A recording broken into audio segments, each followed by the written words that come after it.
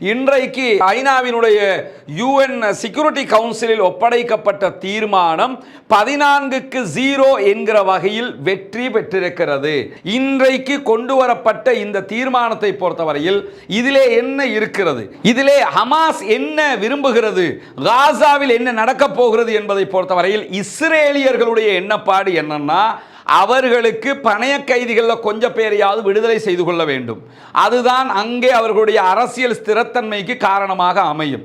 அதே நேரம் ஹமாஸ் அப்ப என்ன விரும்புது, திட்ட தெளிவாக இதிலே நிரந்தர போர் நிறுத்தம் என்பது இல்லை. அப்படி இருக்கும்போது ஹமாஸ் ஏன் ஒத்துக்கொண்டது? காருக்குள் இருந்த 4 ஹமாஸ் குழுவை சேர்ந்த உறுப்பினர்கள் கொல்லப்பட்டிருக்கிறார்கள், ஷஹீதாக்கப்பட்டிருக்கிறார்கள். அதாவது இதுவரைக்கும் இந்த யுத்தம் ஆரம்பித்து 9 மாதங்கள்ல இஸ்ரேல் இராணுவத்தினுடைய 15 இராணுவ பிரிவுகள், 15 பட்டாலியன்ஸ் காணவில்லை.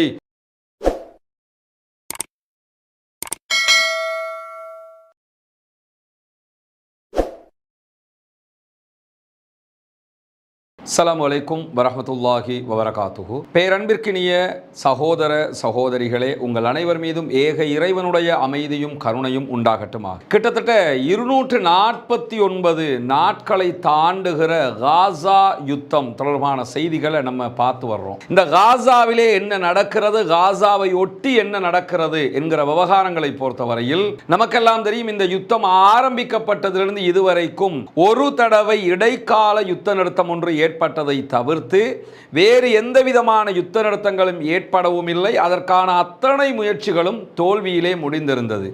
எது எப்படி போனாலும் மீண்டும் ஒரு யுத்த நிறுத்தத்தை கொண்டு வர வேண்டும் என்று அனைத்து தரப்பும் முயற்சி செய்து கொண்டிருந்தார்கள். இந்த மாதிரியான நேரத்தில் தான் எகிப்து, அமெரிக்கா, இஸ்ரேல், கத்தார் உள்ளிட்ட அத்தனை பேரும் இணைந்து ஒரு சமாதான உடன்படிக்கையை மேற்கொள்வதற்கான ஏற்பாடுகள் செய்யப்பட்டிருந்தது. அந்த சமாதான நிகழ்வை பொறுத்தவரையில் ஈஜிப்ட் பீஸ் டாக் என்று அழைக்கப்பட்ட இந்த சமாதான முயற்சிகளில் நாங்கள் யுத்த நிறுத்தத்திற்கு தயார் என்று உடனடியாக ஹமாஸ் அறிவித்தாலும் நாங்கள் அதற்கு தயார் இல்லை என்று யுத்தத்தை தொடர்ந்தது இஸ்ரேலிய ஆக்கிரமிப்பு பயங்கரவாத ராணுவம். அதன் பின்னால் தான் அவர்கள் ரஃபாவையே தாக்க ஆரம்பித்தார்கள். இந்த நிலையில எப்படியாவது ஒரு யுத்த நிறுத்தம் வர வேண்டும் என்று அனைத்து சர்வதேச நாடுகளும் ஒருமித்த குரலில் பேசிக் கொண்டிருக்கும் போதுதான் மே மாதம் 30ஆம் தேதி அமெரிக்காவினுடைய ஜனாதிபதி ஜோ பைடன் தன்னிச்சையாக காசாவிலே யுத்த நிறுத்தம் ஒன்றை கொண்டு வரப் போகிறோம், அதற்கான அறிவிப்பை நான் விடுக்கிறேன் என்று சொல்லி அறிவிப்பை விடுத்திருந்தார். அதனுடைய டாக்குமெண்ட்டுகளை எல்லாம் நாங்கள் படிச்சுக்கிட்டு இருக்கிறோம் என்கிற செய்திகளை எல்லாம் ஏற்கனவே அறிவித்திருந்தார்கள் ஹமாஸை சார்ந்தவர்களும்.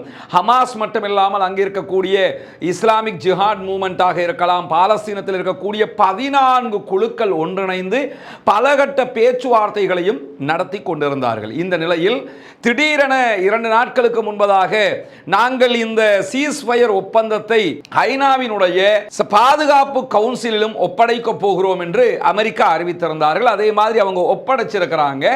இன்றைக்கு ஐநாவினுடைய யுஎன் செக்யூரிட்டி கவுன்சிலில் ஒப்படைக்கப்பட்ட தீர்மானம் 14-0 என்கிற வகையில் வெற்றி பெற்றிருக்கிறது.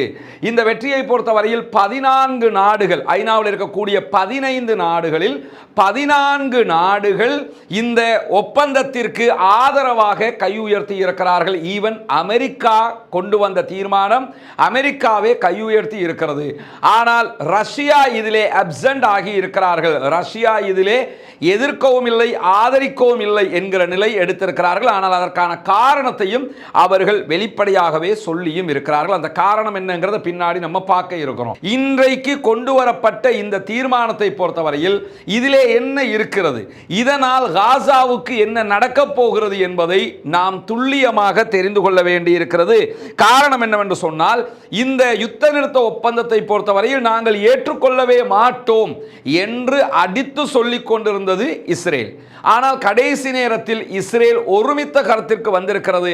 நாங்கள் அதை ஏற்றுக்கொள்கிறோம் என்று எங்களிடத்தில் சொல்லி இருக்கிறார்கள் என்கிறார் அமெரிக்காவினுடைய வெளியுறவு செயலர் ஆண்டனி பிளிங்கன் இன்றைக்கு எகிப்தில் வைத்து. அப்படி என்றால் ஏன் இழுத்தடித்துக் கொண்டிருந்தார்கள்? திடீரென்று அவர்கள் யுத்த நிறுத்தத்திற்கு வருவதற்கான காரணம் என்ன? அவர்களை பொறுத்தவரையில் அவங்க கடந்த 3 நாட்களுக்கு முன்பதாக 4 பணைய கைதிகளை ஆயுத முனையில் மீட்டிருக்கிறோம், நாங்கள் தான் வல்லவர்கள், நாங்கள் வெற்றியாளர்கள் என்றெல்லாம் பேசிக் கொண்டிருந்தவர்கள் திடீரென யுத்த நிறுத்தத்திற்கு நாங்கள் வருகிறோம் என்றும் அறிவித்திருக்கிறார்கள். அமெரிக்காவினுடைய ப்ரொபோசலை ஏற்றுக்கொண்டிருக்கிறார்கள். இதே நேரம் ஹமாஸும் பாலஸ்தீன சுதந்திர போராட்ட அணிகள் சார்பாக ஹமாஸும் இந்த ப்ரொபோசலை நாங்கள் ஏற்றுக்கொள்கிறோம், யுத்த நிறுத்தத்திற்கு நாங்கள் தயார் என்கிற அறிவிப்பை விடுத்திருக்கிறார்கள். எனவே அனைத்து தரப்பும் யுத்த நிறுத்தத்திற்கு தயார் என்கிற அறிவிப்பை விடுத்திருந்தாலும் நாம் பேசுகிற இந்த நிமிடம் வரைக்கும் காசாவிலே யுத்தம் நிற்கவில்லை. எந்த அளவுக்கு என்று சொன்னால் ஐநாவினுடைய பாதுகாப்பு கவுன்சில் தீர்மானம் நிறைவேறியதற்கு பிறகு இந்த நிமிடம் வரைக்கும் சுமார் 29 அப்பாவி மக்கள் காசாவிலே கொன்றொழிக்கப்பட்டிருக்கிறார்கள், ஷஹீதாகி இருக்கிறார்கள் என்கிற செய்திகளும் வெளியாகி இருக்கிறது. அப்படியானால் இந்த தீர்மானத்தினால் என்ன நலவு ஏற்பட போகிறது? இந்த தீர்மானம் யாருக்கு சாதகமானது, யாருக்கு பாதகமானது என்பதை நாம் புரிந்து கொள்ள வேண்டும். ஹமாஸ் உடனடியாக இந்த தீர்மானத்தை வரவேற்பதாக அறிவித்த அதே நேரம் இந்த தீர்மானத்தை நடைமுறைப்படுத்துவதற்கு மத்தியஸ்தர்களோடு நாங்கள் ஒத்துழைக்க தயார் என்றும் அறிவித்திருக்கிறார்கள். ஆனால் இதில் நீங்க என்ன கவனிக்கணும்னா, இந்த தீர்மானத்தில் எந்த இடத்திலும் நிரந்தர போர் நிறுத்தம் என்கிற வார்த்தை இன்க்ளூட் ஆகவில்லை. அப்படியாக இருக்கும் போதே எதற்காக ஹமாஸ் உள்ளிட்ட பாலஸ்தீன அத்தனை சுதந்திர குழுக்களும் இந்த யுத்த நிறுத்தத்தை ஏற்றுக்கொண்டன என்கிற ஒரு மல்டி மில்லியன் கேள்வி அனைவருக்கு முன்னாலும் தொக்கி நின்று கொண்டிருக்கிறது. அதே நேரம் ஹமாஸ் இன்றைக்கு பாதுகாப்பு கவுன்சிலில் நிறைவேற்றப்பட்டிருக்கக்கூடிய இந்த தீர்மானத்திற்கு சம்மதம் தெரிவித்துள்ளதை ராய்ட்டர், அல் ஜசீரா உள்ளிட்ட அனைத்து தரப்பு ஊடகங்களும் உறுதிப்படுத்தியிருக்கிறார்கள். மேற்கு ஊடகம் என்கிற வகையில் ராய்ட்டர் உறுதிப்படுத்தி இருக்கிறது. அரபு ஊடகம் என்கிற வகையில், காசாவில் இருந்து செயல்படக்கூடிய ஊடகம் என்கிற வகையில் அல் ஜசீராவும் இதை உறுதிப்படுத்தி இருக்கிறது. எது எப்படி போனாலும் ஹமாஸினுடைய அறிக்கையில் அவர்கள் தெளிவாக சொல்லி இருக்கக்கூடிய ஒன்றுதான், இந்த சமாதான உடன்படிக்கையை கடைபிடிப்பதை இஸ்ரேல் இதற்கு கட்டுப்படும் என்பதை வாஷிங்டன் உறுதிப்படுத்த வேண்டும், அதாவது அமெரிக்கா இதை உறுதிப்படுத்த வேண்டும் என்றும் அவர்கள் சொல்லி இருக்கிறார்கள். இதுவெல்லாம் இன்றைக்கு இது தொடர்பான கதையாடல்களாக நடந்த விவகாரங்களாக இருக்கிறது.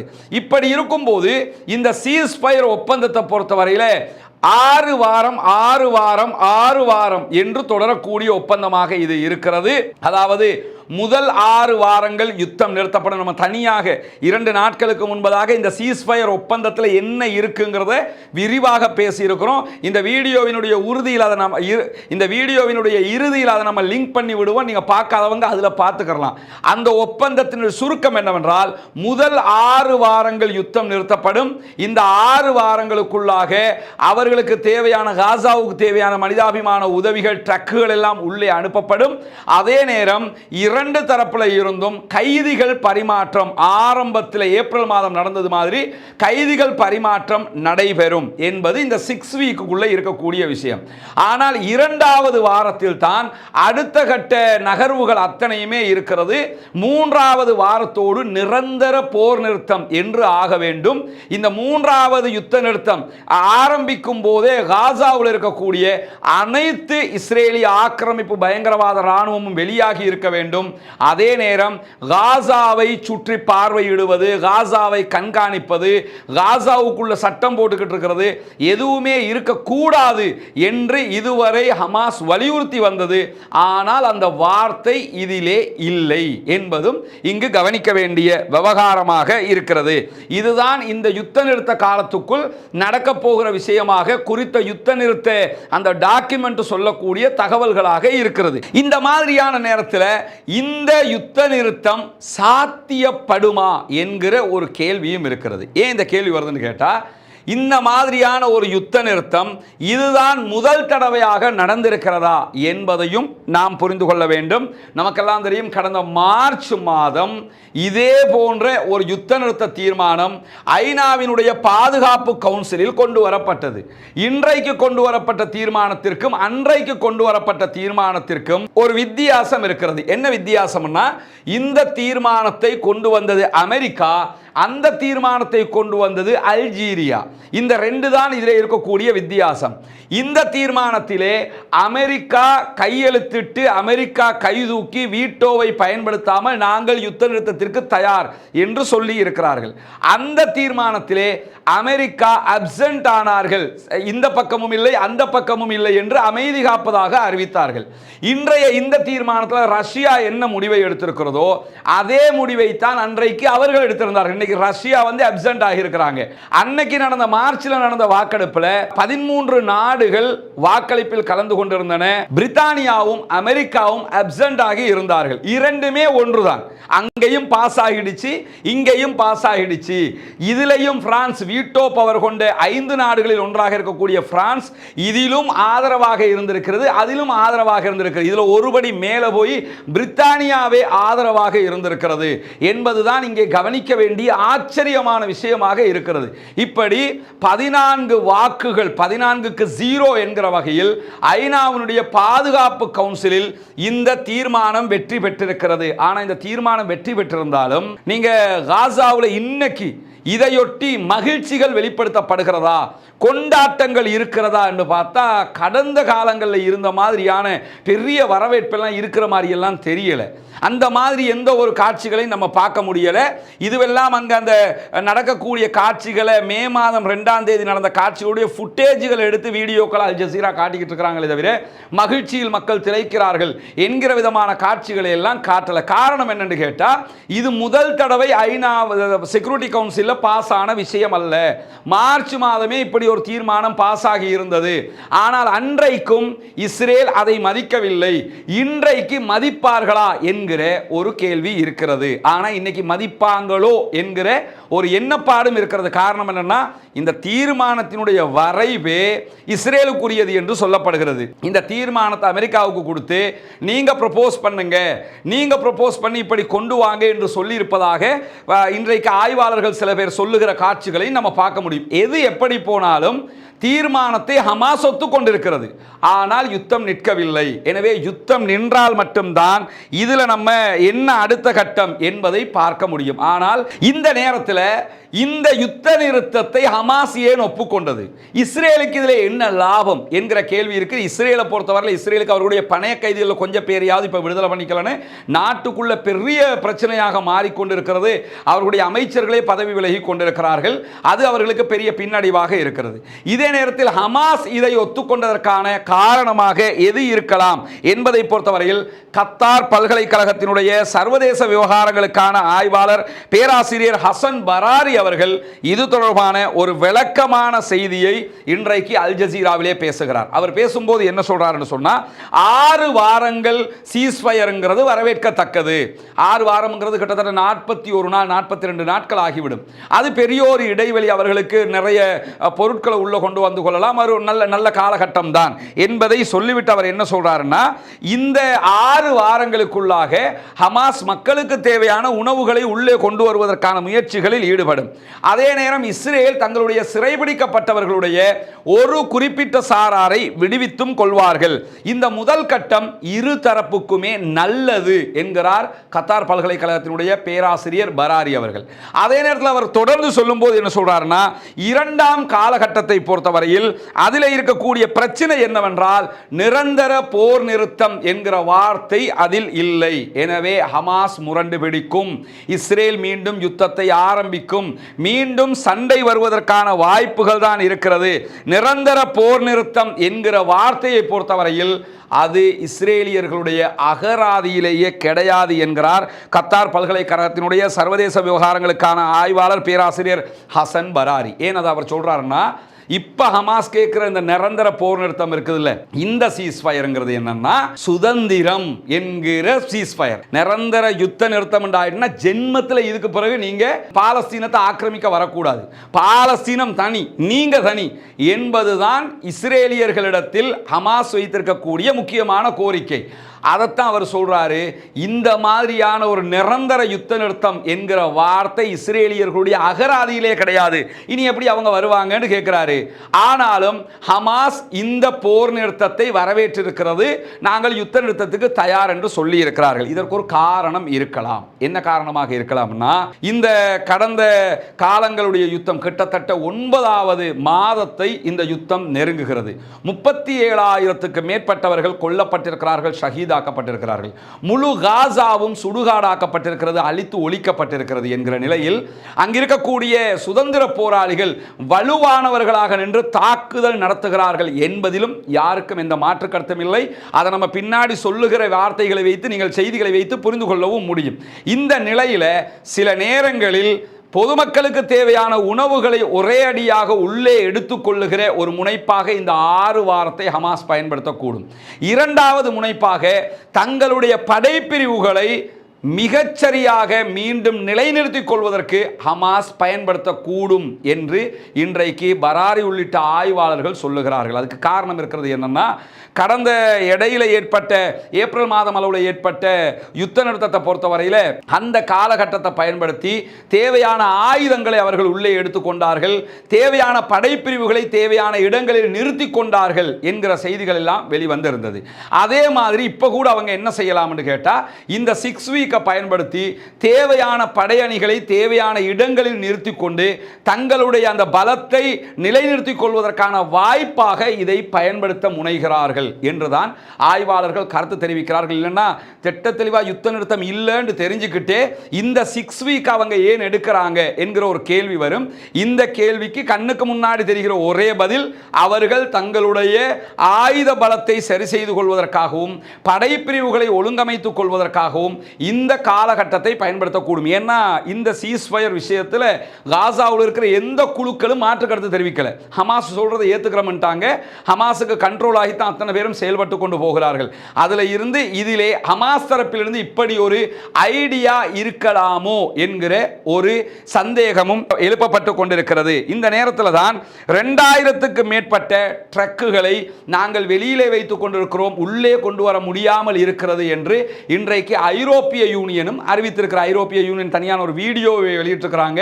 அவங்களுடைய ட்ரக்குகள் எவ்வளவு நிற்குது என்று சொல்லி அதில் எதையுமே உள்ள கொண்டு வர முடியலை. எனவே உணவுகள் உள்ள கொண்டு வரணும், தேவைப்பட்டால் ஆயுதங்கள் அவங்க எடுத்துக்கிறதுக்கான முனைப்புகளை அவர்கள் காட்டுவதற்கு வாய்ப்பு இருக்கிறது. இப்படி பலவிதமான ஐடியாக்களும் அவங்களுக்கு இருக்கலாம்.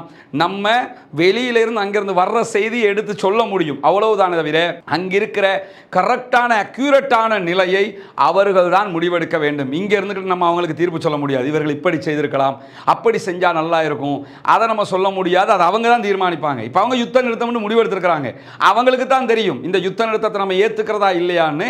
நம்ம பார்வையில் சில நேரம் நம்ம பார்க்குற பார்வை இந்த யுத்த நிறுத்தம் ஒரு வேர்டே கிடையாது, அப்போ ஏன் ஹமாஸ் இதுக்கு ஒத்துக்கிட்டாங்கிற நம்முடைய பார்வை ஒரு வகையான பார்வையாக கூட இருக்கலாம். எனவே அவர்களுடைய விவகாரத்தை அவர்கள் தான் முடிவெடுக்க வேண்டும். இன்றைக்கு யுத்த நிறுத்தம் ஏற்படுவதான செய்திகள் முடிவாகி இருக்கிறது. ஆனால் யுத்தம் இதுவரைக்கும் நிற்கவில்லை.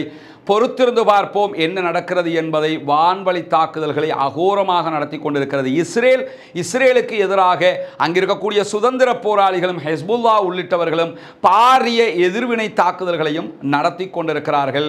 யுத்தம் நடந்து கொண்டுதான் இருக்கிறது. தீர்மானம் மாத்திரம் வந்திருக்கிறது. இந்த தீர்மானம் எப்படி எப்போது அப்ளை ஆக போகிறது என்பதை பொறுத்திருந்து பார்ப்போம். வல்ல ரஹ்மான் உயிரிழப்புகளை தவிர்த்து அந்த மக்களுக்கு நிம்மதியான நிலையை கொடுக்க வேண்டும் என்பதுதான் அத்தனை பேருடைய எதிர்பார்ப்பாகவும் இருக்கிறது. இந்த நிலையில் இன்றைக்கு வெளியாகி இருக்கக்கூடிய ஒரு தகவல் நமக்கெல்லாம் தெரியும். நம்ம நேற்றைய தினம் ஒரு செய்தியை வெளியிட்டிருந்தோம். அந்த செய்தியில் ஹமாஸினுடைய ஒரு முக்கியமான தளபதி ஒருவர் கொல்லப்பட்டிருக்கிறார், நாங்கள் அவரை கொண்டிருக்கிறோம் என்று இஸ்ரேல் அறிவித்திருந்தது.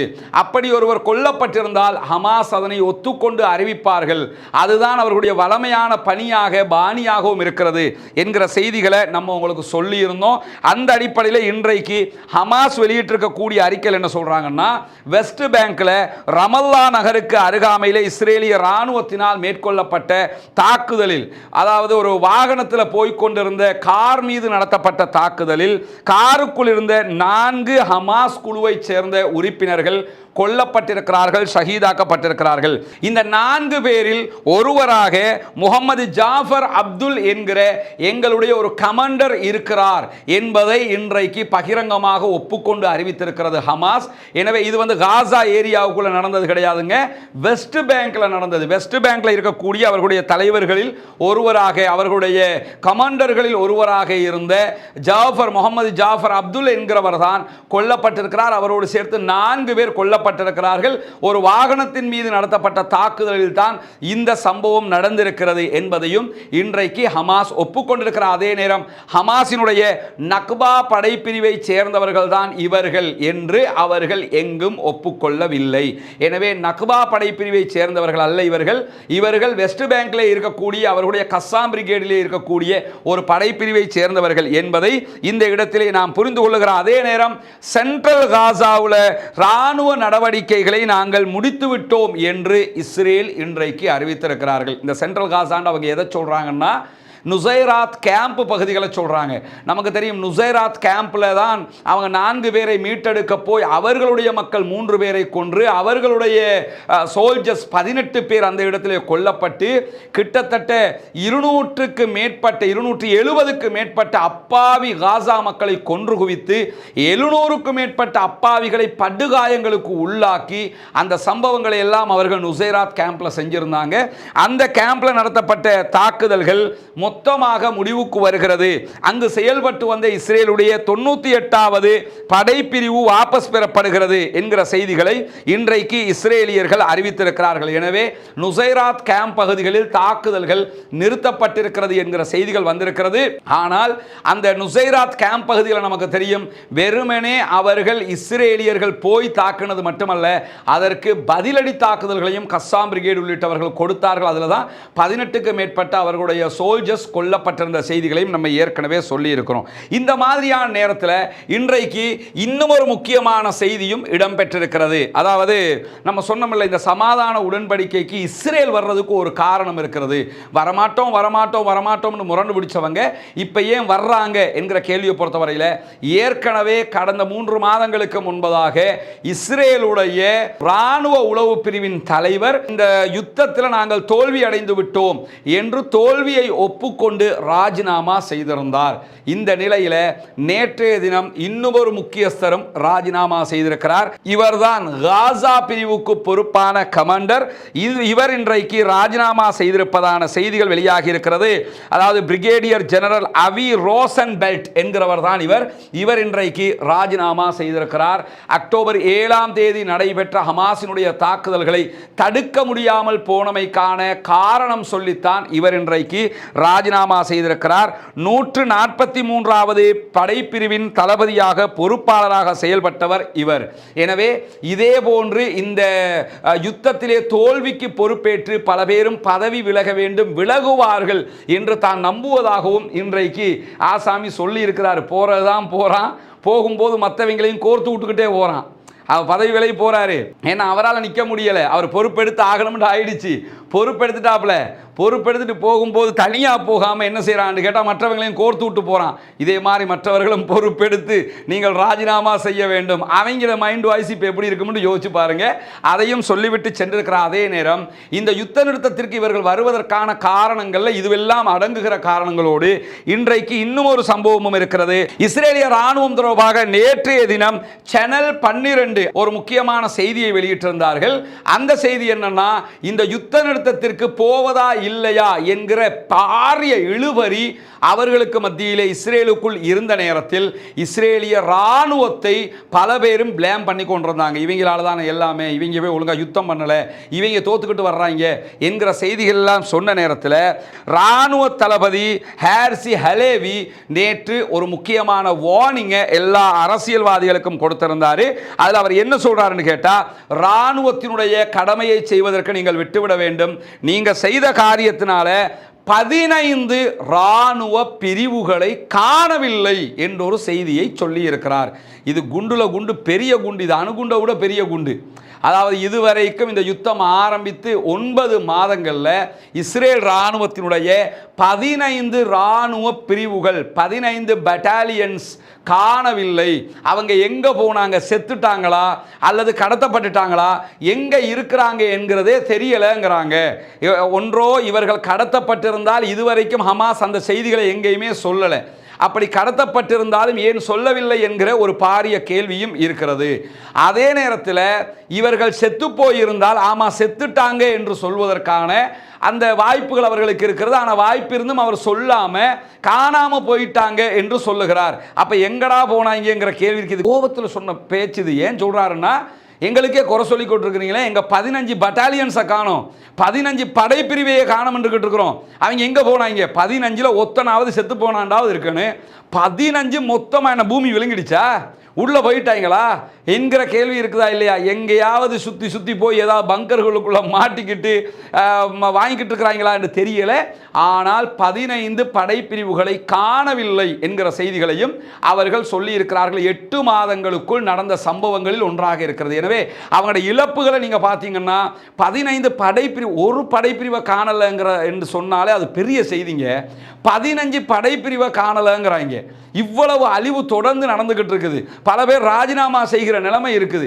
அப்படி இருக்கும்போது நேற்றைய தினம் இந்த கைது செய்யப்பட்டிருக்கக்கூடிய ஹமாஸுடைய கண்ட்ரோல் இருக்கக்கூடிய பணைய கைதிகளுடைய உறவினர்கள் அரசாங்கத்தை சந்திச்சு என்ன சொல்றாங்கன்னா, முதல்ல அங்க உள்ள இருக்கிறவங்களை மீட்டெடுத்துக்கிட்டு வர்றது, ரெண்டாவது யுத்தத்தை நிறுத்தி இன்னும் எங்க பிள்ளைகளை கொண்டு போய் கொள்ளாத என்று சொல்லி நேற்றைய தினம் கோரிக்கை விடுத்திருக்கிறார்கள். இப்படி பாரிய அழுத்தங்கள் எல்லாம் அவர்களுக்கு இருக்கிற காரணத்தினால தான் இந்த மாதிரியான ஒரு நிலைக்கு அவர்கள் வந்திருக்கிறார்கள் என்கிற நிலையில் ரஃபா நகரில் நடந்த கடுமையான சண்டைகளில் இஸ்ரேலிய கிவாட்டி படைப்பிரிவை சேர்ந்த 4 பேர் கொல்லப்பட்டிருக்கிறார்கள் என்று இஸ்ரேல் ஒப்புக்கொண்டிருக்கிறது. 7 பேர் படுகாயம் அடைந்திருக்கிறார்கள் என்று அவர்களே ஒப்புக்கொண்டிருக்கிறார்கள்.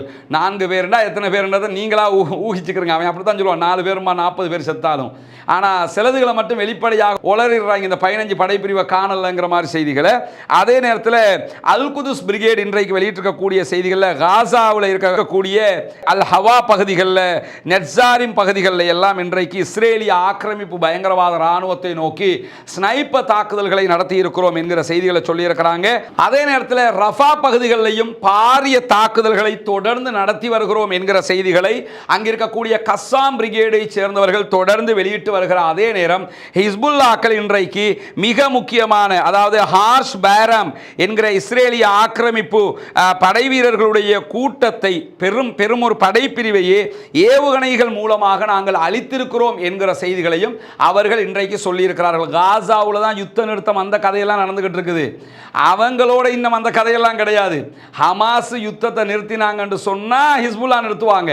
அது இல்லாமல் பேச்சுவார்த்தையில எல்லாம் நிறுத்துற குரூப் அது கிடையாது. அவங்க இவங்களுக்காக வந்தவங்க.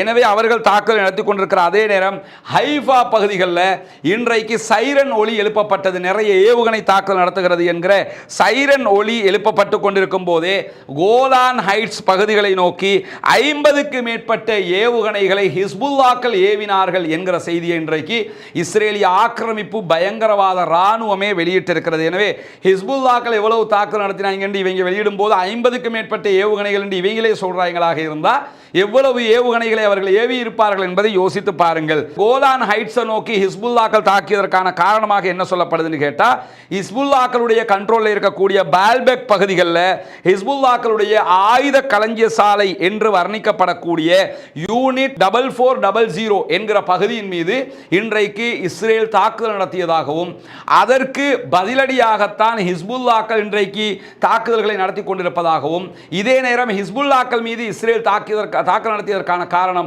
நேற்றைய தினம் அவர்களுடைய ஹெலிகாப்டர் ஒன்றையே சுட்டு கீழே உள்தாட்டி விட்டாங்க. அதுக்கு முதல் நாள் பார்த்தீங்கன்னு சொன்னால் அவர்களுடைய ஆளில்லா விமானம் ஒன்றை சுட்டு வீழ்த்தி இருந்தார்கள். இந்த யுத்தம் ஆரம்பிக்கப்பட்டதிலிருந்து மிக பிரபலமான மிக பாரிய பலம் கொண்ட 4 ஆளில்லா விமானங்களை ஹிஸ்புல்லாக்கள் சுட்டு வீழ்த்தி இருக்கிறார்கள். இஸ்ரேலுடைய அப்பாச் ஹெலிகாப்டர் ஒன்றை சுட்டு வீழ்த்தி இருக்கிறார்கள். இதற்குத்தான் இந்த பதிலடி என்று சொன்ன நேரத்தில் தான் அதற்கு மீண்டும் பதிலடி கொடுத்திருக்கிறது ஹிஸ்புல்லாக்கள் என்கிற செய்திகளும் இன்றைக்கு வெளியாகி இருக்கிறது. எனவே இன்றைக்கு வந்திருக்கக்கூடிய செய்திகள் இதுதான்.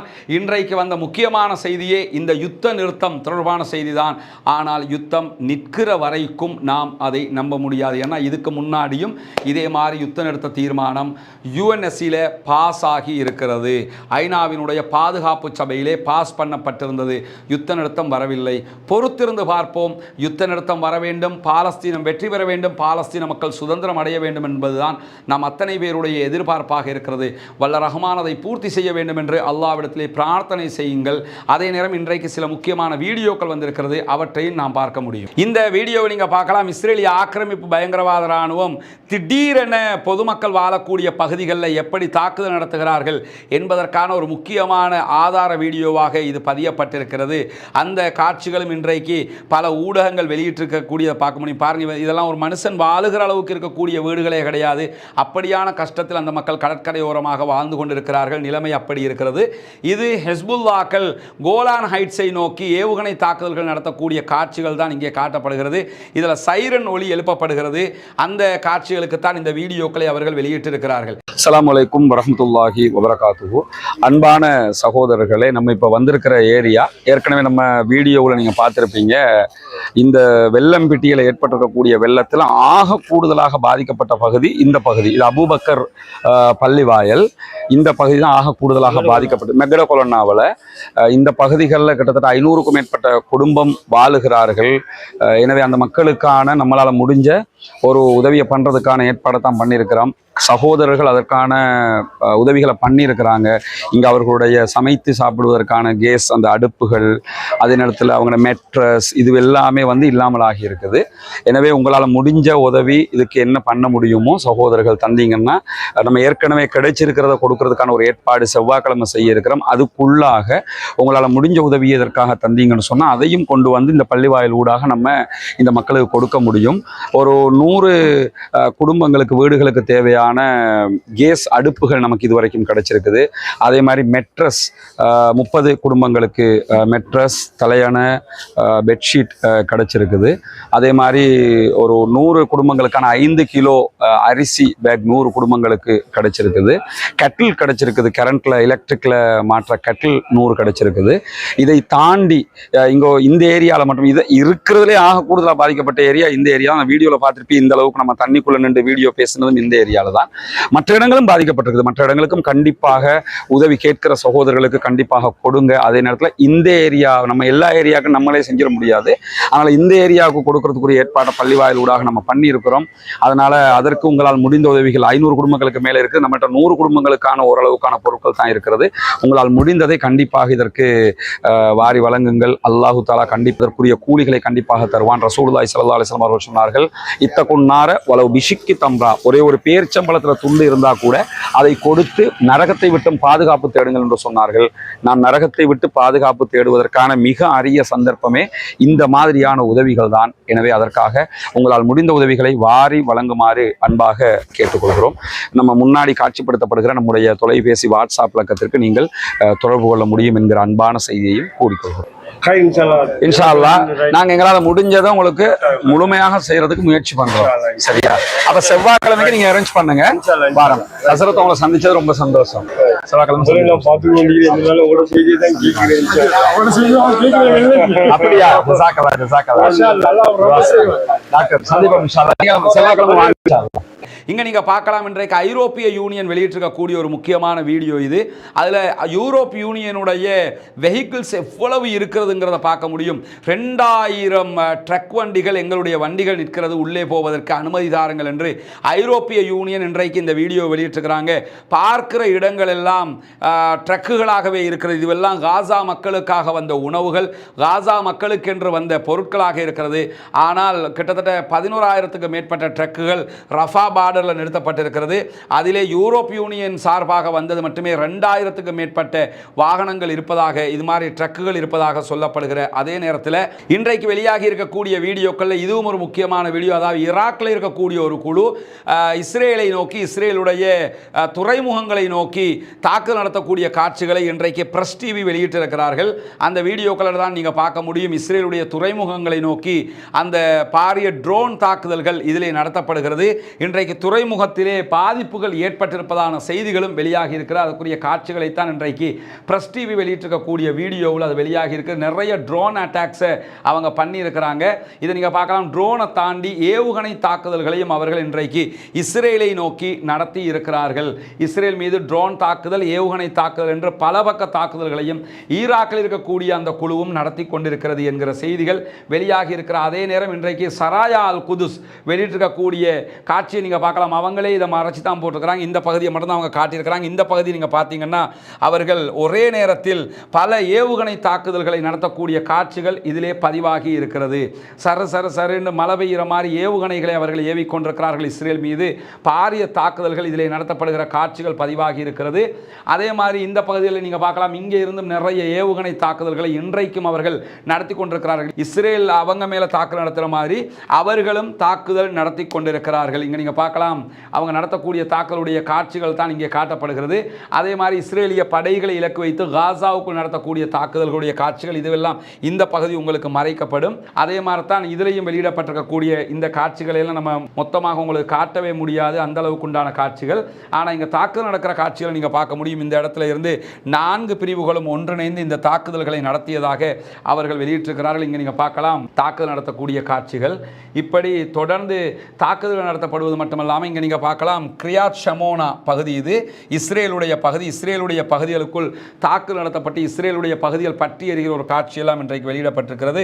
இது இஸ்ரேலுக்குள் நடந்த தாக்குதல்களில் ஒன்றாக இருக்கிறது. இப்படி தொடர்ந்து பலவிதமான தாக்குதல் காட்சிகளும் வெளியாகி வரக்கூடிய நேரத்தில் தான் இன்றைக்கு இந்த சமாதான முனைப்பும் முன்னெடுக்கப்பட்டிருக்கிறது. வல்ல ரஹ்மான் ஜனநாயக ரீதியாக அவர்களுக்கு வெற்றியை கொடுக்க வேண்டும், அவர்கள் சுதந்திரமானவர்களாக வாழ வேண்டும், அவர்களும் நம்மை போன்றவர்களாக வாழ வேண்டும் என்று அல்லாஹ்விடத்திலே பிரார்த்தனை செய்ய மறந்து விடாதீர்கள். ஜனநாயக ரீதியாக அந்த மக்களுக்காக குரல் எழுப்ப மறந்து விடாதீர்கள். எது எப்படி போனாலும் 249 நாட்களை தாண்டி அவர்கள் அவதிப்படுகிறார்கள், கஷ்டப்படுகிறார்கள், துன்பப்படுகிறார்கள். எனவே அந்த மக்களுக்கு நிம்மதி கிடைக்க வல்ல ரஹ்மானிடத்திலே கையேந்த மறந்து விடாதீர்கள். இஸ்ரேலிய ஆக்கிரமிப்பு பயங்கரவாத இராணுவத்திற்கு எதிராக ஒவ்வொரு தொழுகைகளிலும் குனூத்துன் நாசிலாவை ஓதுவதற்கு மறந்து விடாதீர்கள். இந்த சமாதான நடவடிக்கைகள் தொடர்பான அடுத்தடுத்த அப்டேட்டுகள் வரும்போது உடனுக்குடனாக பிரேக்கிங் செய்திகளாக உங்களுக்கு மத்தியிலே அதை கொண்டு வந்து தருவதற்கும் நாம் தயாராக இருக்கிறோம். வல்ல ரஹ்மான் நம்முடைய எண்ணங்களை ஏற்றுக்கொள்வானாக, அந்த மக்களுக்காக ஜனநாயக ரீதியில் குரல் எழுப்பக்கூடியவர்களாக நம்மை ஆக்குவானாக என்கிற பிரார்த்தனைகளோடு தீவிரவாதம் ஒழிய வேண்டும், பயங்கரவாதம் இல்லாதொழிக்கப்பட வேண்டும், இஸ்ரேலிய ஆக்கிரமிப்பு பயங்கரவாத இராணுவத்தினுடைய பயங்கரவாத செயல்பாடுகள் ஒழிக்கப்பட வேண்டும் என்று கூறி முடித்துக் கொள்கிறேன். வாஹ்ரத் அவானா அல்ஹம்துலில்லாஹி ரப்பில் ஆலமீன்.